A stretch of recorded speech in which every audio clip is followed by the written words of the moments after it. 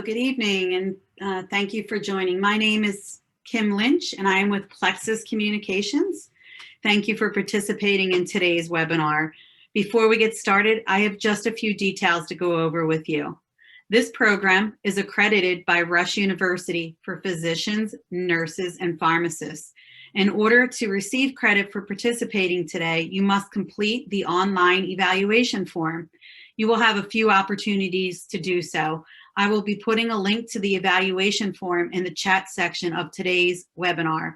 Also, at the completion of this webinar, the evaluation form will pop up in a new tab for you to complete on the spot. Lastly, we will also be emailing you a link to the evaluation form tomorrow. Once you complete the evaluation form, you will be able to save or print your certificate. You have 30 days to complete the evaluation form. Importantly, on the evaluation form, we have included some helpful links to some helpful handouts for you to download. We especially encourage you to download the brochure from Cooley's Anemia Foundation. We would also like to thank BMS and Cheesy Pharmaceuticals for providing educational grants to support this program. We would also like to give a special thanks to Sandy Gilbert and her team at the Cooley's Anemia Foundation for partnering with us on this project and for helping us to implement today's program. Today's presenter has included some polling questions into his presentation. Whenever there is a question on one of the slides, we will launch a poll for you to respond to. Please take a few seconds and respond to the poll when they appear. Your responses are anonymous and your participation is much appreciated. Finally, if you have any questions for today's presenter, please type them into the Q&A section of your platform and we will ensure that the presenter sees them. At this time, I have the pleasure of introducing today's presenter, Dr. Sujit Sheth. Dr. Sheth is the Chief of the Division of Pediatric Hematology Oncology and Professor of Clinical Pediatrics at Weill Cornell Medicine and attending pediatrician at New York Presbyterian Phyllis and David Komansky Children's Hospital and Weill Cornell Medical Center. He is also the Vice Chair of the Clinical Research in the Department of Pediatrics at Weill Cornell Medicine. Dr. Sheth is board certified in pediatrics and pediatric hematology oncology, and he is an expert in iron metabolism, thalassemia, and sickle cell disease. Thank you and welcome, Dr. Sheth. Thank you very much, Kim. It is indeed a pleasure to be presenting today, and I welcome all of my friends at the Cooley's Anemia Foundation. As you can see from this slide, definitely a lot going on with this foundation, a lot of benefits to being a part of what the foundation does for patients as well as for providers. These are my disclosures. I will be discussing towards the end some not yet FDA approved therapies which are in clinical trials. These are the learning objectives for today's activity. I will provide an overview of our understanding of the disease and its management in 2021. We will discuss the safety and efficacy of the different iron chelators used for treating iron overload in patients with beta-thalassemia. We will identify patients who are good candidates for stem cell transplant, discuss the safety, efficacy, and medical need of novel therapeutic approaches like the use of erythroid maturation agents, which are actually approved now, to reduce transfusion burden in patients with beta-thalassemia. We will talk about the safety and efficacy data on emerging gene therapy strategies and the various clinical trials that are ongoing. And finally, talk a little bit about models to enhance patient education and empower young patients to adequately manage their illness and transition to adult care settings. So thalassemia is a quantitative hemoglobinopathy. It is essentially a disorder of ineffective erythropoiesis that results from gene mutations that lead to a decrease or absent production of specific beta globin chains. This is different than the qualitative hemoglobinopathies, which include mutations that result in structural abnormalities in the globin chain, such as hemoglobin S, which causes sickle cell disease, hemoglobin C, E, and other variants. Thalassemias are alpha, beta, gamma, or delta thalassemias, depending on which genes are mutated. And this is the worldwide distribution of the thalassemias. It's estimated that approximately 1.5% of the Earth's population is affected by this gene, one of these genes, 80 to 90 million carriers worldwide. Approximately 60,000 individuals are born annually with this disease. The exact prevalence in the United States is not known, but is estimated to be about 2,000 individuals. The estimated prevalence in Italy, as a comparison, is about 6,000 individuals. However, the highest prevalence is in Asia, South and Southeast Asia, including the Indian subcontinent, all the way through Laos, Vietnam, Cambodia, Burma, Thailand, into China as well. However, now it is pretty much a worldwide disease, even though this map does not include other parts of the world like North and South America. But immigration patterns have led to the prevalence of this disease in all countries virtually in the world. There is some correlation between the genotype and the phenotype for this disease, and it ranges from a mild condition where you have anemia at the sort of low end of normal or a mild anemia. And this is what you see with alpha thalassemia or beta thalassemia trait or minor. And then the most severe on the right-hand side is the transfusion-dependent individuals who have either alpha thalassemia major, beta thalassemia major, severe hemoglobin E beta thalassemia, or severe hemoglobin H constant spring. And then somewhere in between are these non-transfusion dependent individuals with an intermediate severity with moderate anemia and various other complications, mostly related to the ineffective erythropoiesis. And that includes alpha thalassemia intermedia, hemoglobin H, beta thalassemia intermedia, dominant beta thalassemia, hemoglobin H constant spring, and hemoglobin E beta thalassemia as well. So essentially, even though these disorders are classified into the quote unquote benign hematology section, they're not really that benign. There's a lot of morbidity that occurs, and we'll talk about those morbidities in a minute. So we'll focus now really on beta thalassemia, since that has the highest burden of disease, at least in the developed world. And a lot of clinical trials are ongoing for beta thalassemia specifically. Before we go to beta thalassemia itself, let's talk a little bit about normal erythropoiesis. This occurs in two stages. We have early stage erythropoiesis, which is the proliferative phase, as you can see on the left-hand side, where the hematopoietic stem cell goes through BFUE, CFUE to form the erythroblasts, and this is really regulated and promoted by erythropoietin. And then late stage erythropoiesis is really differentiation and maturation, which goes from the proerythroblast through a variety of different stages to form the red blood cell at the end, and that comes out of the bone marrow and goes into the circulation. Hemoglobin starts to get made about the basophilic erythroblast stage, and then as that erythroblast matures, more and more hemoglobin is formed, and the nucleus eventually gets tossed out, and the red blood cell is formed. So that's normal erythropoiesis, and the late stages are regulated by members of the TGF-beta superfamily of ligands, which will have relevance when we talk about some of the novel therapies later on. When erythropoiesis is ineffective, essentially what's happening is down here, the basophilic erythroblast is not able to start forming hemoglobin because you can't make adequate amounts of one or the other globin. And so that's where you have a maturational sort of arrest, and differentiation does not progress, maturation doesn't happen, and that leads to accelerated apoptosis in the bone marrow itself, and an accumulation of these TGF-beta superfamily of ligands, which again, we'll talk about later on. So the pattern looks very different when you have ineffective erythropoiesis in thalassemia. And because there's a reduced output of hemoglobin, you have fewer red blood cells that are being made, and therefore severe anemia as a result. And so this sort of summarizes the features of ineffective erythropoiesis. There's impaired erythroid precursor maturation. There's an imbalance between alpha and beta globin chain production. Again, you have more alpha being produced, no beta being produced in beta thalassemia, and the reverse in alpha thalassemia. That imbalance results in the formation of toxic hemichromes from the precipitation of the unpaired alpha globin chains in beta thalassemia. This leads to apoptosis of the erythroid precursors, a reduction in red cell survival, and anemia. That in turn leads to an increase in the erythropoietic drive. You have more EPO secretion. That results in extramedullary hematopoiesis, as well as expansion of the bone marrow itself under the influence of EPO.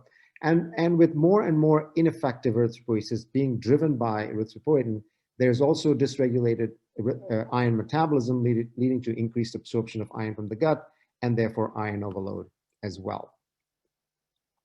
So the spectrum of disease, again, thalassemia minor on the left-hand side, mild to no anemia. These are non-transfusion dependent patients, and they're usually completely asymptomatic. Remember, in this situation, you have one normal functioning beta globin gene. The other one is not working, but you're able to compensate and still have only a mild anemia.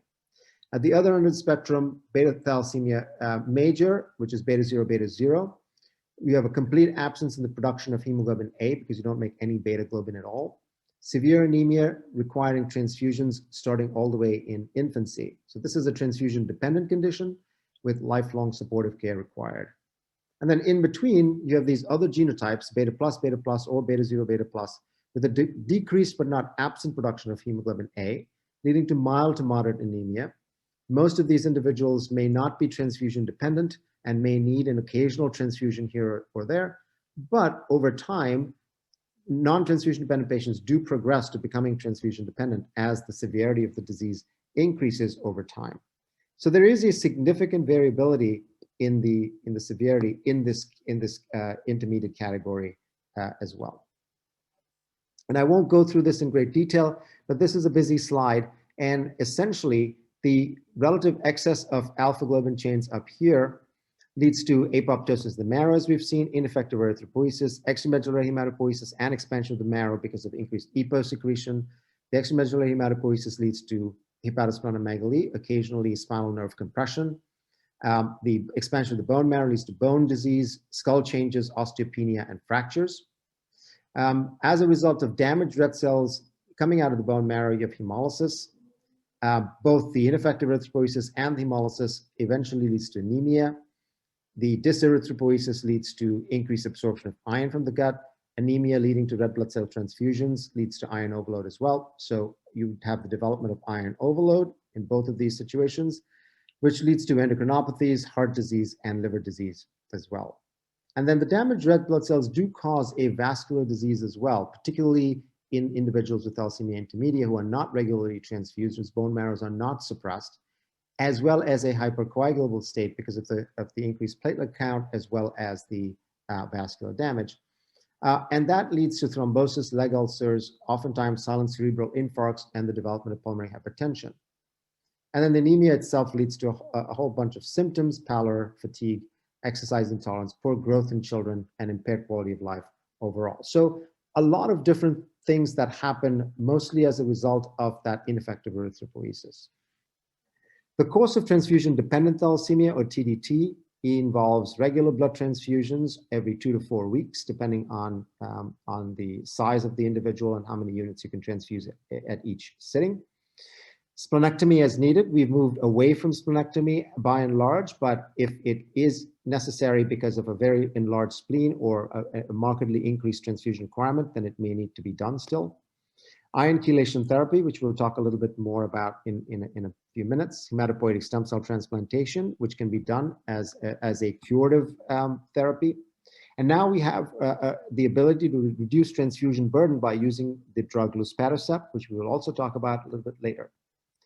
Monitoring is absolutely key to the well-being of these individuals with thalassemia.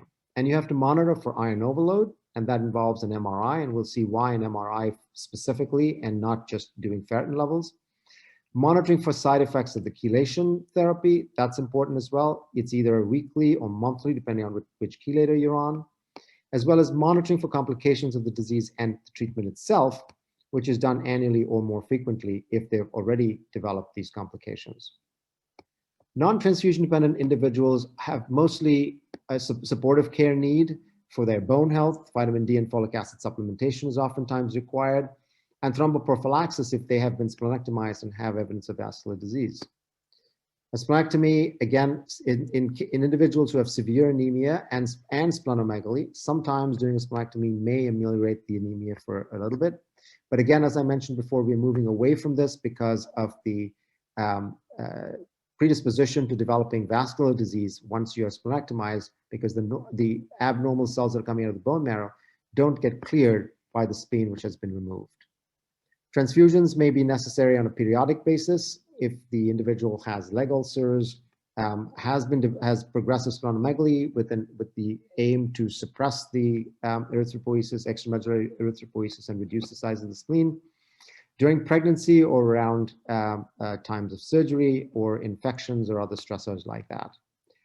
Iron chelation therapy is necessary despite these individuals not being transfusion dependent because they tend to absorb increased amounts of iron from the gut as a result of the ineffective erythropoiesis and therefore need to be on iron chelation therapy as well. So they need to be monitored for iron overload and treated when they are in that situation.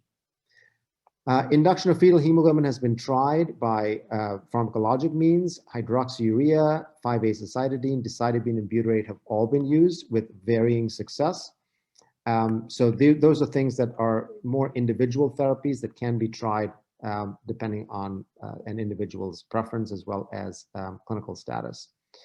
Luspatercept is not yet approved for use in non-transfusion dependent patients, though clinical trial data in phase 2 showed that it did have an impact on increasing hemoglobin levels for these individuals.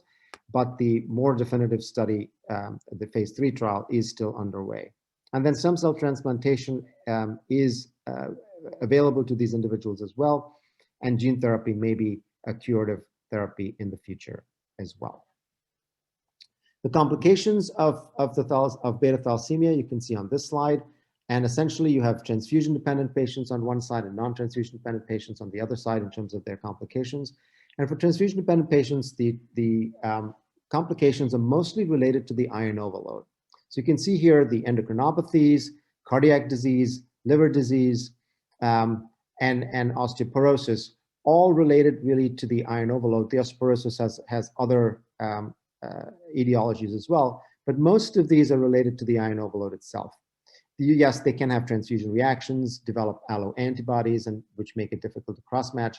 So those are also issues that these individuals may have to deal with. And then the non-transfusion dependent patients mostly have complications related to the vascular disease, the vasculopathy that results from the abnormal cells causing vascular endothelial damage. So you can have silent cerebral ischemia and silent strokes. You can develop pulmonary hypertension and right-sided heart failure. You can develop venous thrombosis and leg ulcers. All of those are the vascular complications. You might also have other complications related to iron overload, such as hepatic fibrosis, etc., due to hemolysis, such as gallstones, splenomegaly as a result of the extramedullary hematopoiesis, which may also lead to masses or pseudotumors that can impinge on the spine and cause other sorts of problems. And then osteoporosis, again, multifactorial as a result of expansion of the bone marrow, as well as bone disease from the endocrinopathy and iron overload as well. So we'll talk about a case here. And so this is a 38-year-old man with beta-thalassemia major who comes for evaluation of increasing splenomegaly and hepatomegaly, worsening back pain, and a recent onset of bilateral leg weakness. He receives 2 units of blood every 5 weeks. His pre-transfusion hemoglobins are somewhere in the 7 to 7.5 grams per deciliter range, with the reference range for an adult male being 13 to 17. His peripheral smear shows numerous nucleated red blood cells and increased polychromasia. So the question is, how would you choose to manage this patient? Would you increase the frequency of transfusions? Would you do MRI of the spine and increase the frequency of transfusions as well? MRI of the spine and a surgical consult for splenectomy, nerve conduction studies and increased frequency of transfusion, or a surgical consultation for splenectomy only? Please pick your option, vote. We've launched the poll, and just a reminder, the poll is anonymous, so don't be shy. Go ahead and vote.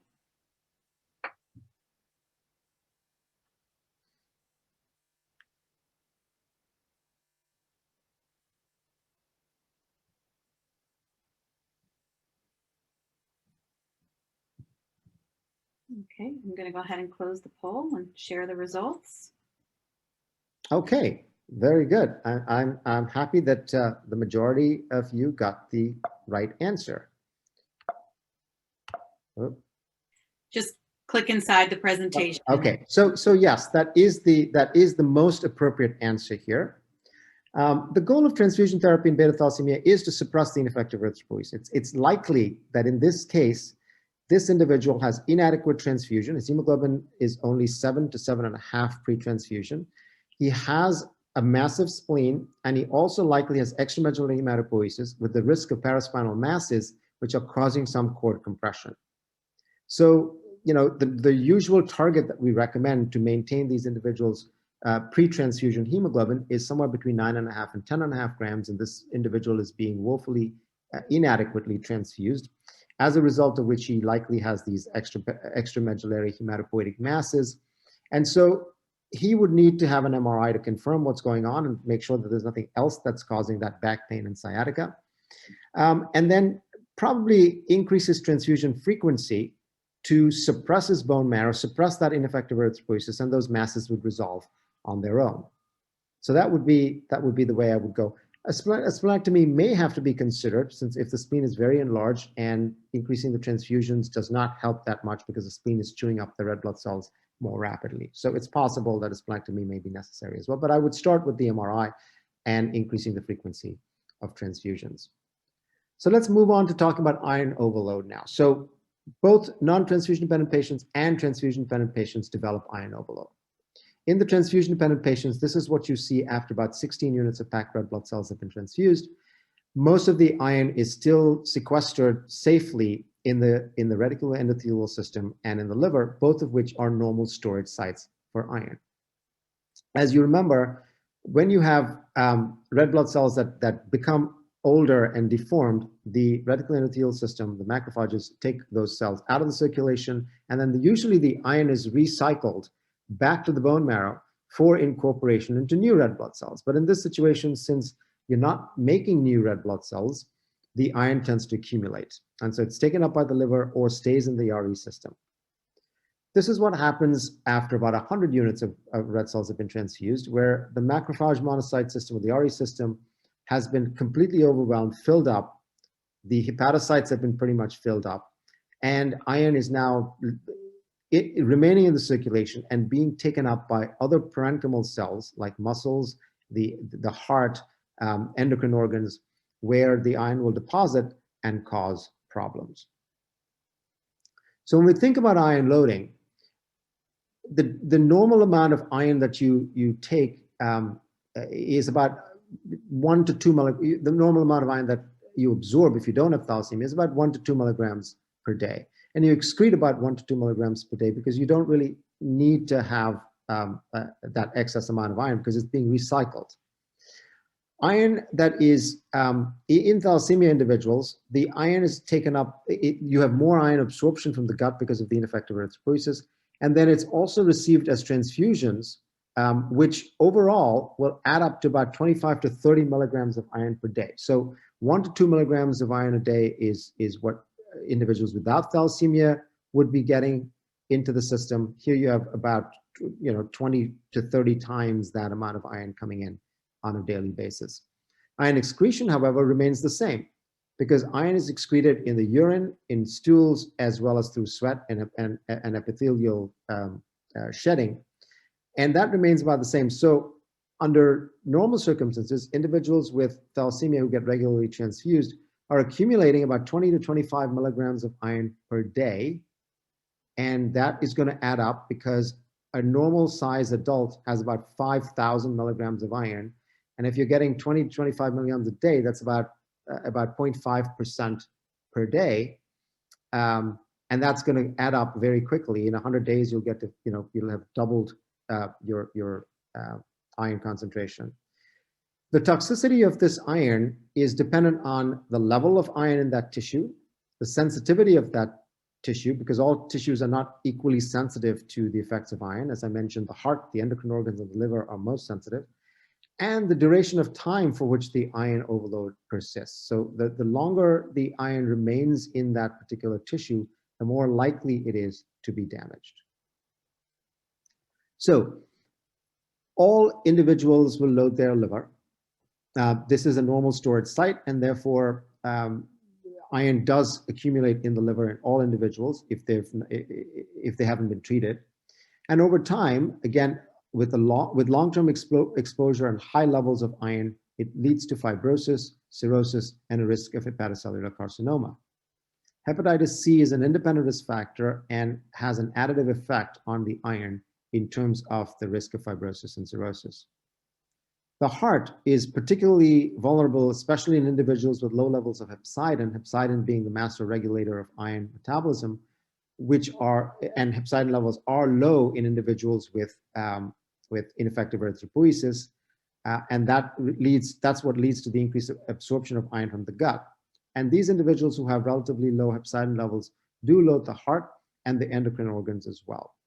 In the heart, you can have contractile dysfunction, usually starts off diastolic, but eventually leads to systolic dysfunction as well as conduction abnormalities leading to a variety of different arrhythmias.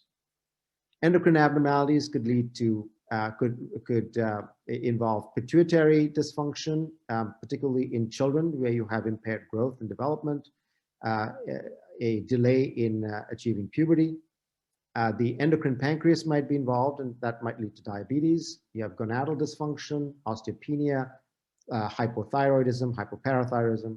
All of those organs are particularly sensitive to the effects of increased amounts of iron. Now, we do need to monitor the amount of iron in tissues because you need to monitor how quickly it's going up. We need to decide when to start chelation and how to monitor chelation. We know that all tissues don't take up iron at the same rate, and so we need to look at that differential deposition of iron in tissues. And the best way to do this currently is to be able to do this by measuring the iron in the tissue by MRI. So we can measure the hepatic iron concentration by MRI, either an R2 or an R2 star, and then convert that number to an actual milligrams per gram based on data that we already have. The normal upper limit of normal for the hepatic iron concentration is 1.6 milligrams per gram dry weight of liver tissue. The cardiac T2 star measures it doesn't tell you exactly how much iron is in there, but it gives you in milliseconds what that would correspond to. So under normal circumstances, the cardiac T2 star is greater than 20 milliseconds. Some would like it to say 25 or 30 milliseconds. And then pituitary and pancreatic iron is also measured by MRI, but that's not really standard of care. Keep in mind, liver iron concentration higher is worse. Cardiac T2 star lower is worse. And this is why we don't rely on the ferritin level alone. As you can see here, this is a correlation between the liver iron concentration on the y-axis compared with the serum ferritin level on the x-axis, with a good correlation and a significant p-value. But if you just looked at somebody whose ferritin level is 1,000, that might correspond to a normal liver iron concentration, a liver iron concentration that's 5 or 10 or 15 or 20 or even 30, all with the same ferritin level of 1,000 micrograms per liter. So not a reliable way of measuring the body iron concentration.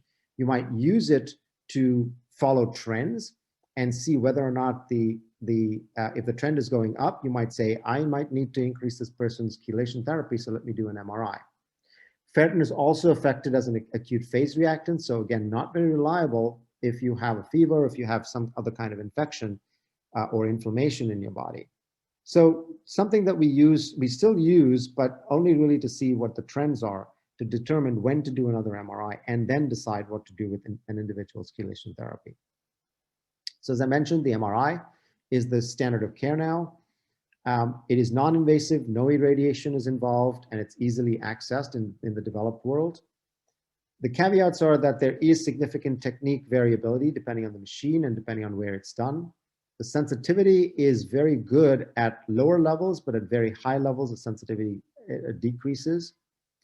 And we know also that it doesn't correlate well between tissues. So you can't say, I'm only going to do the liver MRI, and I'm going to assume that if the liver is better, the heart is better as well. And you can see that here in this graph here on the lower right-hand side, where you have the liver iron concentration on the x-axis and the cardiac iron concentration on the y-axis. You can see there's no correlation whatsoever between these two. So not something that you can rely on just doing one or the other. You have to do both in terms of monitoring. These are the iron chelating agents that are available. Deferoxamine at the bottom was the first chelator to be used clinically in these individuals starting in the 1960s. Unfortunately, it has to be given by a subcutaneous infusion over 8 to 10 hours every night because of its short half-life and because it gets digested in the gut if you take it orally. Needless to say, because of this route of administration, compliance was not very good. And so many of the older individuals with thalassemia have significant complications related to the iron overload as well. Deferoxamine was approved in the United States in 2005 as Xjade, and then again in 2015 as Jadenu.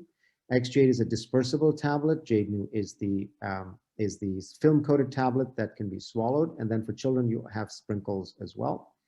And then deferiprone or Feriprox was approved in 2011 in the United States. Initially, it was given 3 times a day, and now we have available a twice-a-day formulation as well, which should result in significantly improved compliance because individuals were missing a middle dose of Feriprox when it had to be taken 3 times a day. So deferoxamine is the longest used approved effective iron chelator. The challenges, as I mentioned already, and because of the route of administration, it can lead to significant infusion site reactions and pain and a high degree of non-compliance at the same time. Studies have shown that survival, if individuals with thalassemia, was directly correlated with compliance with their iron chelation therapy. So that's the lifeline. That's what keeps them going and keeps them from having morbidities and mortality. And now it's mostly used for combination therapy because it's not used as a primary chelator anymore, and used in combination with either of the other chelators to enhance the iron excretion and reduce and more aggressively reduce the systemic iron burden. Deferiprone or Feriprox was approved by the FDA in November 2011, as I mentioned. It's primarily used right now as a second line and in combination, though with the new formulation of a twice a day, it may be used more as a first-line drug as well. It is effective in reducing the liver iron concentration, but may be more effective than the other drugs in removing cardiac iron. It does have some side effects: the nausea, vomiting, abdominal pain, and non-specific things like headaches and stuff like that. Arthralgia and arthropathy are seen, and these are particularly worrisome complications, especially in individuals of Asian ethnicity who might have a higher predisposition to developing them. But the most worrisome complication or side effect is neutropenia, which can become very severe, leading to agranulocytosis and a significant risk for infection and sepsis. And that's the reason for requiring a weekly neutrophil count or an ANC determination to make sure that that's not happening. So this can be used as a single agent, and it is used as a single agent in individuals who, at least was used specifically as a single agent in individuals who couldn't tolerate deferoxamine, but now can be used as a single agent on its own as first-line therapy, or it can be used in combination with other chelators as well. And then deferoxamine, again, as I mentioned, approved in 2005 and 15, orally effective once a day with a wide therapeutic index and therefore a wide range of doses. The side effects are nausea, vomiting, and abdominal pain, significant liver and kidney toxicity risks, and therefore monitoring monthly for liver and kidney function. Rare cases of neutropenia and agranulocytosis have been reported as well. And it has been demonstrated to have an efficacy in cardiac iron removal as well. Good long-term safety and efficacy data. So this has been the single agent first-line drug that has been used since its approval in 2005. Though now we might see other drugs also being used as first-line therapy, not other drugs, but specifically Feriprox or deferiprone. Again, as you can see, survival in thalassemia is dependent on effective chelation, and if you effectively chelated, then your survival was pretty good. You lived into beyond 25 for sure. If not, then the mortality started about age 15 and then would go down quite significantly in the next 10 years or so. So we have another case at this point. A 16-year-old Italian girl with beta-thalassemia major presents with lethargy, She had a splenectomy 12 years ago. Her recent MRI showed iron overload with a liver iron content of 25 milligrams per gram and a cardiac T2 star of 10 milliseconds. A chelation regimen is a combination of deferoxamine and deferriprone. On evaluation, she has fever, pallor, tachycardia. Laboratory parameters show leukocytosis and urinalysis suggestive of a UTI. So what would you do? You start antibiotics, and which of the following is the most appropriate next step in managing this patient's iron chelation therapy? Continue both chelators, decrease the dose of both chelators by 50%, discontinue deferriprone and start deferrocyrox, discontinue deferroxamine and start deferrocyrox, or hold both chelators. Please vote now. Okay, we've opened up the poll.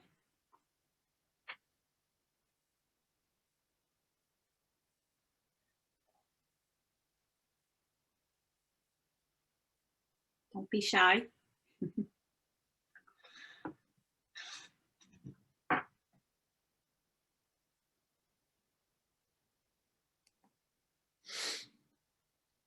Okay, I'm going to go ahead and close the poll and share the results. Excellent. Again, most of you got the right answer, and that is to hold both chelators.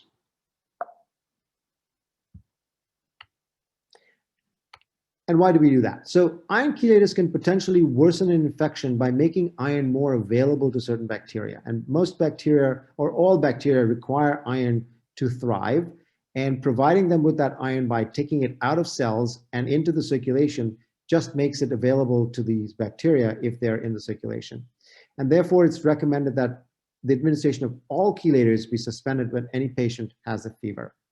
Chelators may be restarted after the patient has been afebrile for 48 hours, and it has been determined that the infection is not as a result of especially certain bacteria that are particularly iron avid.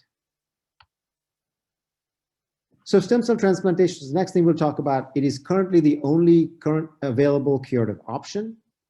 Pre-transplant organ function and iron status is critical. We know that younger patients tend to do better. Excellent outcomes are noted with matched sibling donors, including umbilical cord blood from matched sibling donors.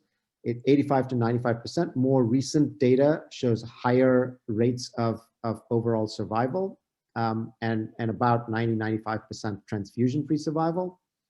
And then if you went with a mismatched or unrelated donor, then the levels actually, the survival actually goes down quite dramatically. And so we in terms of who is a good candidate for transplant, we're going to say younger patients and patients who have matched related donors. At this point, I certainly don't recommend going to transplant if you have very high iron levels and if you've already suffered significant morbidity from the iron overload. And I certainly don't recommend going to transplant with an unrelated or mismatched donor. There are non-myeloablative regimens have been used and are in clinical trials and continue to be in clinical trials. These are looking to see if you can reduce the toxicity related to the myeloablative conditioning regimen, particularly the infertility and the risk for clonal disease. And then alternative donor sources are being used also in clinical trials ongoing, including haploidentical donors, which some studies have shown reasonably good results in as well. So only curative option currently and to be recommended to individuals who are in good shape and who have a matched family donor. Overall survival, without treatment, individuals with beta-0 thalassemia would die in the first 2 to 5 years of heart failure related to the severe anemia that they have. Non-beta-0 individuals have variable complications, and survival is not quite as low as that, but they don't tend to do very well overall as a group unless they get supportive care and comprehensive management as well. But they can survive into their 20s and 30s and 40s even, but may become transfusion dependent at some point in time. With treatment, there is improving survival. There is significant morbidity, but even those morbidities are actually going down because most of those morbidities are related to the iron overload in transfusion-dependent patients, as we saw already, and in non-transfusion-dependent patients to the vascular disease, which we're monitoring for, not doing splenectomies. And so that's improving those morbidities as well. And deaths are usually related to the complications that I mentioned. And so if you look at this Kaplan-Meier plot, depending on your birth year, so if you were born in the 60s, your mortality was quite low, starting at about 10 to 15 years, because you didn't have chelation therapy at that point. In the late 60s, you started to have chelation, and so you did a little bit better. And then, you know, as chelation regimens got better and better and better, you're seeing improved survival as well. And we expect that individuals who are now treated and chelated with the oral chelators should have near normal life expectancies as well. So overall, we've come a long way. We've improved the safety of the blood supply, reduced the incidence of alloimmunization by doing extended phenotyping of red cells when we're transfusing somebody chronically. We have oral iron chelators. We have improved monitoring of iron overload by MRI. We've improved treatment for those individuals who developed hepatitis as a result of transfusions. And we have improved outcomes for stem cell transplantations as well. So we've come a long way, but there still remain significant unmet needs. We need to have a way of ameliorating this ineffective erythropoiesis, which could reduce or sometimes eliminate the transfusion requirement, in turn reducing iron burden and therefore complications of iron overload as well. We want to reduce bone disease, we want to improve quality of life, and we need to have more curative options for those individuals who don't have matched sibling donors or match-related donors. And so a variety of different novel therapies have been in clinical trials more recently.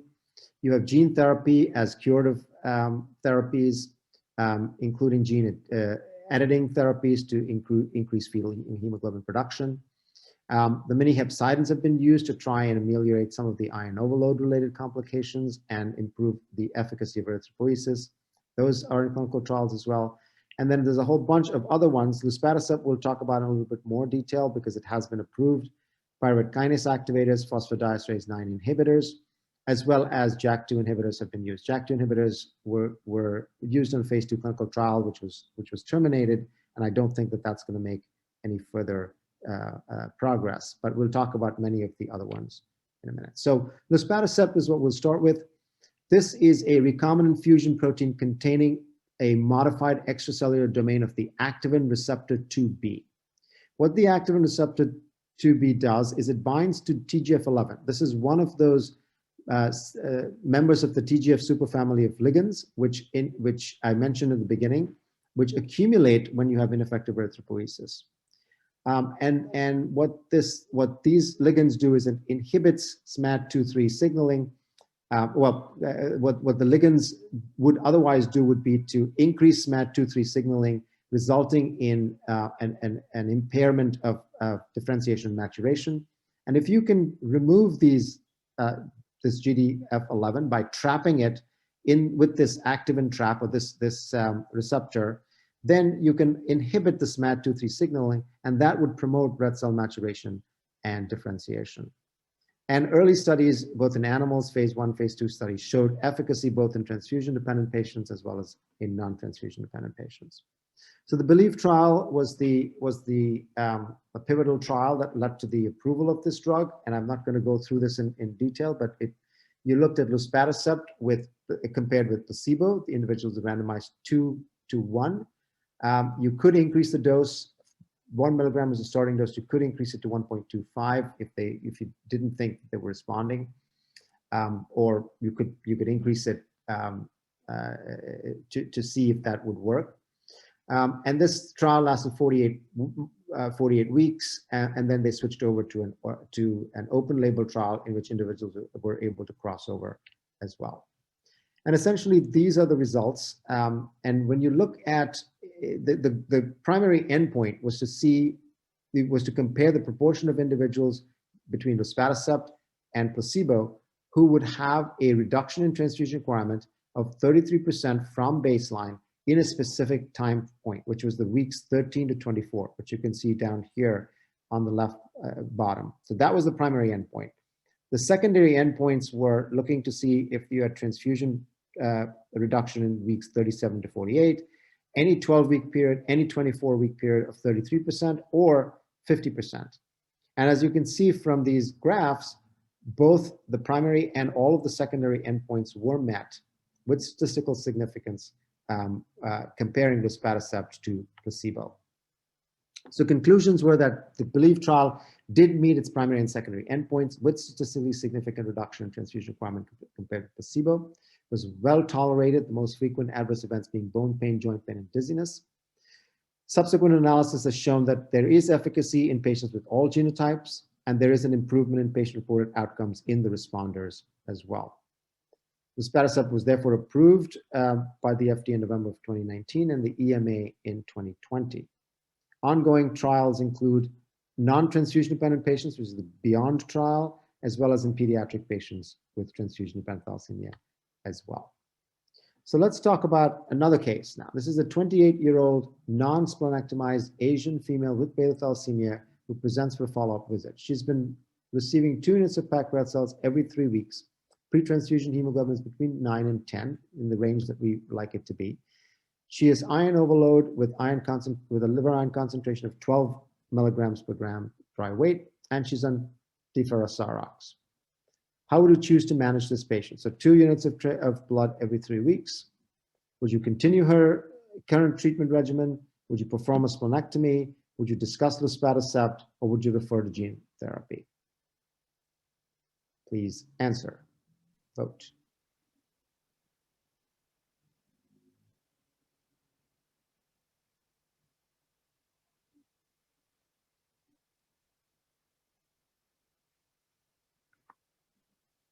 Okay, I'll go ahead and close the poll and share the results.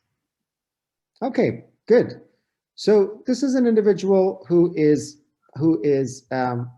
doing reasonably well, except, I'm not particularly happy with the liver iron concentration of 12 milligrams per gram. I'd prefer to be somewhere in the 2 to 5 range.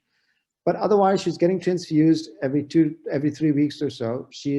Her hemoglobin is maintained in the range that we would like it to be maintained for the most part. So she's doing okay. But you want to reduce her iron level. You want to, you can increase her iron chelation, or you can try to reduce the amount of iron that she's getting through her transfusions. And so you can try and reduce her transfusion requirements by thinking about luspatercept and seeing if that would work or not. So I think we talked about all of this. Splenectomy would achieve a reduction in transfusion requirement, but it would come with all those other complications that I mentioned as well. And therefore, you would try luspatercept, which is the indication for which is the treatment of anemia in adult patients with beta thalassemia who require regular blood transfusions. So transfusion-dependent patients, a patient who has continuing anemia, which she has, and that's why luspatercept might be used to reduce her transfusion requirement. Okay, mitapivat is another pharmacologic agent that has been shown in early phase trials to be effective in thalassemia individuals. And what it tends to do is it tends to increase your pyruvate kinase level in your developing precursors, and therefore increase ATP levels in red cells as well as in the red cell precursors. And so this is able to ameliorate ineffective erythropoiesis and therefore iron overload, as well as anemia in the mouse model of beta thalassemia. And so this schematic just shows how it does that by enhancing ATP and reducing ineffective erythropoiesis. So the trial in adults with non-transfusion dependent thalassemia, alpha and beta thalassemia was carried out, early phase trial, mostly looking at safety. And these were the results. So the primary endpoint was an increase in hemoglobin level from baseline by 1 gram per deciliter.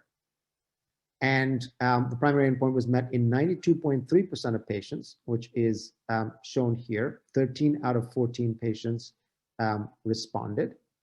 And the mean increase amongst all comers, alpha and beta, was 1.34 grams per deciliter over baseline. In alpha thalassemia, the response was a little bit less robust, 1.17. In beta thalassemia, 1.43. But 92% response rate was pretty good. It took responders about 3 weeks or so to, as a median, to show that response. So a positive endpoint here, I think proof of principle, and therefore phase 3 trials are are in planning or underway for using mitapivat in transfusion-dependent as well as non-transfusion-dependent patients.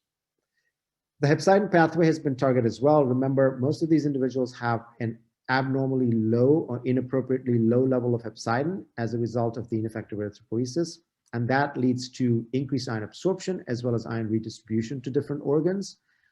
Hepcidin mimetics would then, the hope was, function to improve ineffective erythropoiesis, reduce iron absorption from the gut, as well as reduce iron to the different organs from the hepatocytes where they're and macrophages where it is normally stored.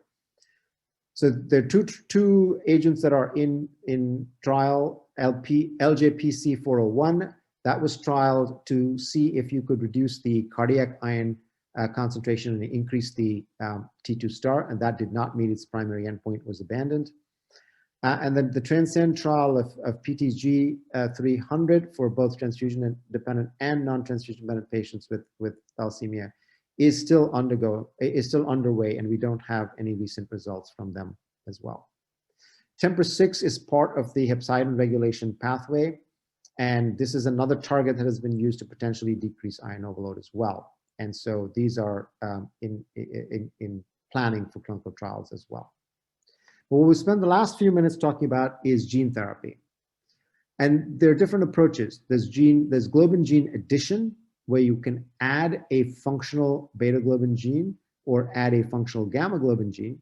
And then there's gene editing, where you can reverse fetal hemoglobin repression by knocking out BCL11A, which is the gamma globin expression repressor. Or you can actually correct the beta globin gene mutation itself by this editing process. And how does gene therapy work? Essentially, you have to harvest stem cells from the bone marrow following mobilization by apheresis. And so individuals will get plerixafor to mobilize the stem cells, and then apheresis to collect the stem cells.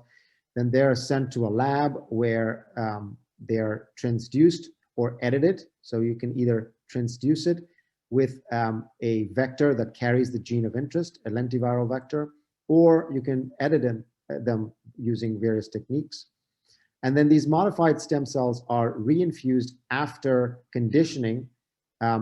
What is currently used is full myeloablation, so myeloablative conditioning regimen. And then the modified stem cells are reinfused, and they can be, and if they engraft, then they can start to function as well. So we'll talk about some of those trials. You have gene addition, you have the lentiglobin BB305 vector, which is the Bluebird vector, which they conducted the North Star trials for. Early studies with 204 and 205, and the more recent studies, phase 3 studies, have been 207 and 212. We'll talk about those in a minute. And then the Globe lentiviral vector, which is in phase 1/2 trial, which is the one in Italy, where they inject the modified bone marrow directly into the bone marrow. Gene editing, the modified stem cells, I mean, are injected directly into the bone marrow in the Globe trial. And then gene editing, you have two. You have the Sangamo trial, which is the ST400 or Thales study. And then you have the CRISPR-Cas9 gene editing trial of CTX001. We'll mention each of those in a minute. So these were the early lentiglobin trials, and you can see that both individuals with beta-0, beta-0 and non-beta-0, beta-0 did have responses. 12 out of 13 of the non-beta-0, beta-0, and 3 out of 9 of the beta-0, beta-0. But even the ones who did not achieve transfusion independence, and the blue lines here are transfusion independence, and the orange lines are patients who are still requiring regular blood transfusions. And you can see here that, and so this is a mix. You can see here that even individuals who did not respond to, did not become transfusion independent, did have a reduction in transfusion requirement, which was quite significant, except for this one patient here. You can see all of these patients who were who did not achieve transfusion independence did have a reduction in transfusion requirement as well. These are the later trials, the 207 and 212 trials of lenticlobin, and you can see here the 207 is in non-beta 0 beta 0 patients, and you can see again the blue lines indicate transfusion independence. So you have this one patient who achieved transfusion independence and then became transfusion dependent again, lost the graft essentially. But the others have become transfusion independent and have remained transfusion independent, at least the ones who have been able to be assessed at the time point for transfusion independence. And then these are the beta 0 patients, and you can see here that these results are definitely better than the earlier trial results. You can also see here towards the right that the hemoglobin levels of these individuals were actually a bit higher than the ones you can see here.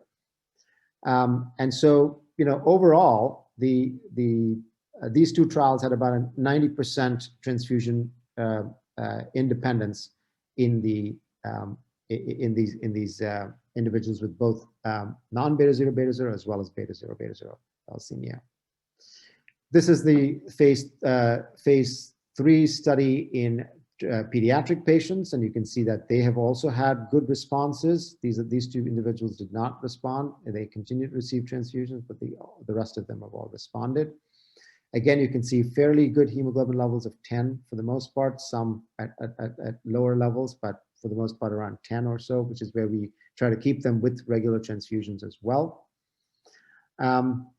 And so in this safety trial, 24 patients, and in the efficacy trial, 15 patients, you can see that, again, dividing it up between the greater than 12 years and the less than 12 years, of the greater than 12-year-olds, all of them had a response, whereas in the less than 12-year-olds, 2 did not have a response, and the rest did have a response as well. We'll talk about the adverse events in a minute. Gene editing performed the same way. You harvest stem cells, you send them to the lab, and then you can either disrupt BCL11A using zinc finger nucleases or using CRISPR-Cas9. And these are the two different ways of doing this. Or you can edit the beta globin gene, the beta globin locus itself using CRISPR-Cas9. And so these are the two approaches. The first approach is in clinical trials, whereas this one is still a little bit farther away from clinical trials. The delivery of the edited gene is the same way in terms of mobilization of the hematopoietic stem cells and myeloablation. And then this is distinct because it's a non-viral delivery. You don't have a viral vector that is required to do this, and you're editing the gene directly using either CRISPR-Cas9 or zinc finger nucleases. These are the results from the CRISPR TDT trial, and you can see here that of the 7 patients, you have a transfusion independence in these patients who could be evaluated, 5 out of 7. The other 2 have not yet had not yet reached the 6-month mark, which is what's required as the endpoint to determine transfusion independence. But you can see very good hemoglobin levels, 13, 14, and the light blue here shows fetal hemoglobin, because what you're doing is you're knocking out BCL11A, allowing fetal hemoglobin expression, and therefore you have predominant fetal hemoglobin in these individuals as well. Again, you can see here in the patients who showed this response, 5 out of the 7 have met that 6-month mark, good hemoglobin levels, and the longest that the first patient has been out, and this was as of December of last year, is about 20 months or so. So in general, the gene addition trials have achieved transfusion independence in about 90% of patients in the more recent studies, especially successful in individuals with the non-beta 0 beta 0 genotypes. There have been no deaths to date, and the adverse events are pretty much related to the myeloablative conditioning regimen. Otherwise, in general, it's pretty well tolerated. Obviously, we don't have that much long-term data for the individuals who were treated with the more recent 207 and 212 studies, but we have about 5 years worth of data in the earlier studies, the 204 and 205, and those individuals are holding, so the response does seem to be durable.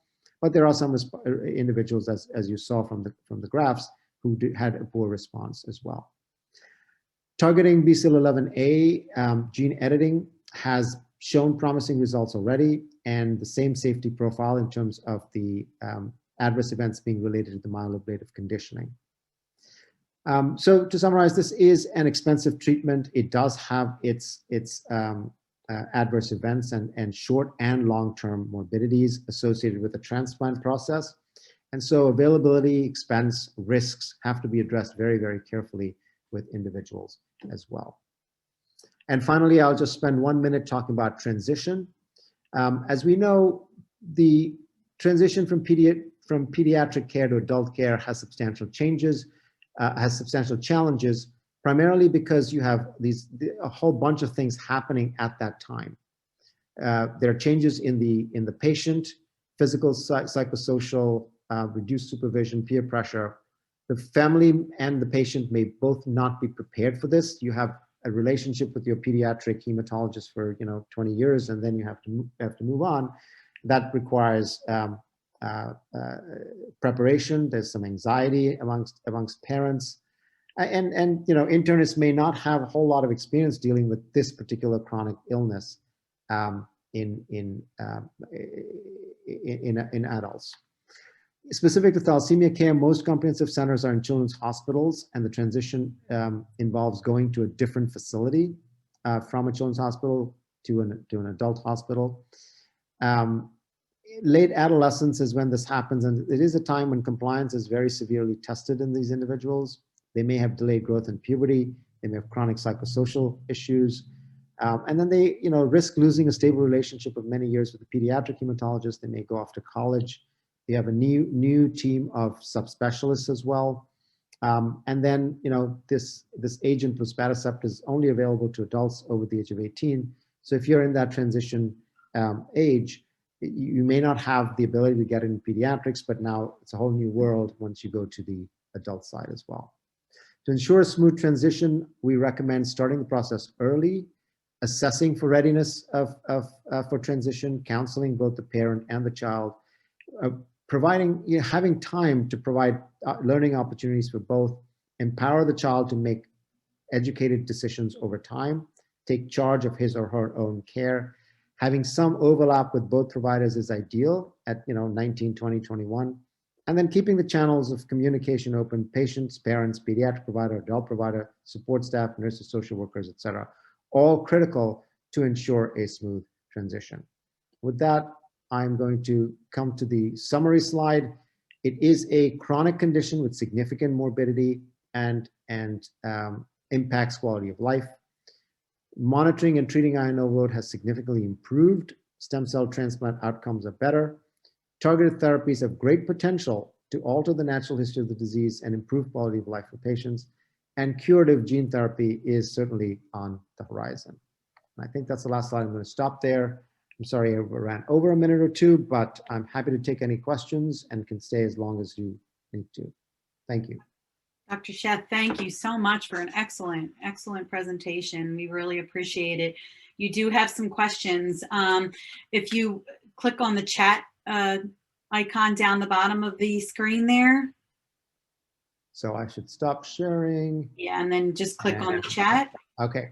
And then I think the easiest way, there's a couple questions in here. The easiest way for you to find them is I will tell you the time that each of them came in. So if you look up at 7:15, there's a question there. Okay. Do you place all of your thalamajors in vitamin D and folic acid supplementation? For patients who are regularly transfused, I don't do folic acid because there's no reason to do it. You're not going to become deficient if your marrow is suppressed adequately and you're not really utilizing that much extra folate. In the non-transfusion dependent patients, I do. Vitamin D, I check levels and supplement those individuals who are deficient, but I don't routinely empirically put everybody on vitamin D.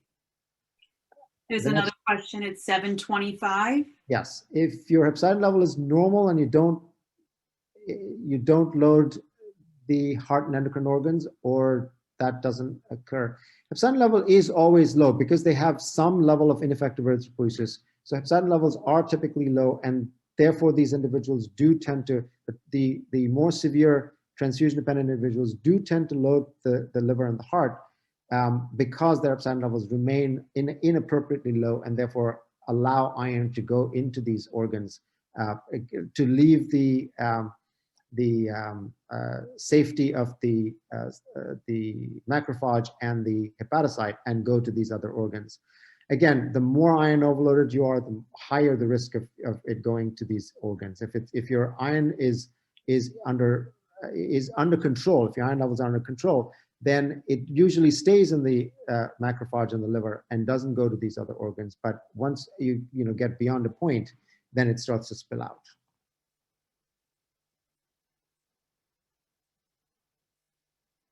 I'm sorry. Question is 745. 745. The ones that don't have functional hemoglobin, this is an absolute excellent question. What is probably happening is that whatever cells are coming out are surviving better. The fetal hemoglobin levels did not really go up that much. So what we're seeing is not the increase in hemoglobin is not as a result of the increase in as a result of increase in fetal hemoglobin. So it's not really clear what those beta-0 patients are actually making. But whatever cells are coming out will survive better. And we do have evidence that these individuals are, that their hemoglobin levels do go up in the non-transfusion dependent state. So they do tend to work in the non-beta-0 patients in terms of promoting this. But in the beta-0 patients, yes, we did have data that showed that there was a response, and maybe it's having an effect on the survival of red blood cells, the transfused red blood cells, as well as whatever cells are coming out of the bone marrow with the fetal hemoglobin and the hemoglobin A2. So an excellent question. I don't have a good answer for you. I don't think anybody has a good answer for you, and we're still looking into that. So you have two questions at 8:01, and I see there's some two questions in the Q&A box, so we haven't forgotten you. We'll get to those. But in the chat section, there's two questions at 8:01 and then one at 8:06. How do I manage patients with non-compliance? I try to convince them that their lifeline, patient's lifeline, is being compliant. And if you're not compliant, you're going to have complications. And I go on and on and on. I give them read them the right act oftentimes, and when they have their MRI, if I get a result that is worse than their previous one or is still not in the good range, then we have a serious sit down conversation and say, this is really affecting you adversely, and so you have to do better with that. My combination, I've used all three combinations: Desferal and Jadenu, Desferal and Feriprox, as well as Feriprox and Jadenu. So all three combinations have been used, and depending again on why you're using combination, is it a side effect profile that you're worried about? So if I'm worrying about kidney toxicity, then I'm not going to do. Then I'm going to focus more on Feriprox and Desferal, and not so much on Jadenu. So you have to decide based on side effect profiles, etc., in terms of what you do. I check vitamin D levels twice a year, and supplement as necessary. With regards to gene editing, when do you expect this to be a routine option? Oh, I have no idea. The clinical trials have to be completed. There has to be a certain amount of follow-up that is required by the FDA before it will get approved. So I'm going to say at least 3 or 4 years from now, I think, at least. And then Dr. Sheth, if you look at the Q&A box, the two little bubbles there, there's two questions in there, and I think that's it. The first question again, some Reblozyl-treated patients report feeling fatigued despite having high hemoglobin levels. Are the red cells that are making with Reblozyl normal, functional? Is there something different about them? We, again, don't have a good answer. It's very difficult in a transfused patient to distinguish the cells that they're making on their own and the cells that are being transfused. So it's very hard to actually tell what is going on. We'll have a better answer once the non-transfusion dependent trial has been completed, but right now it's very hard to tell whether that's true or not. Have I used luspatercept in pediatric patients? No, it's not approved for use in pediatric patients. So I would, you can start using it at 18, 19, 20, depending on the need. But yeah, not in pediatric patients. Can't be used. I think that's all the questions. It's a great presentation with a lot of great questions. Thank you so much, Dr. Sheth. And again, thank you to the Cooley's Anemia Foundation. Yeah, special shout out to the Cooley's Anemia Foundation. No, luspatercept is not approved for 12 and above. Luspatercept is only approved for 18 and above. It's only approved for adult patients, unless something happened in the last month that I don't know about. But otherwise, it's for adult patients only so far. So thank you all for your questions, and a special shout out to the Cooley's Anemia Foundation. Keep up the good work. It's amazing what you guys do.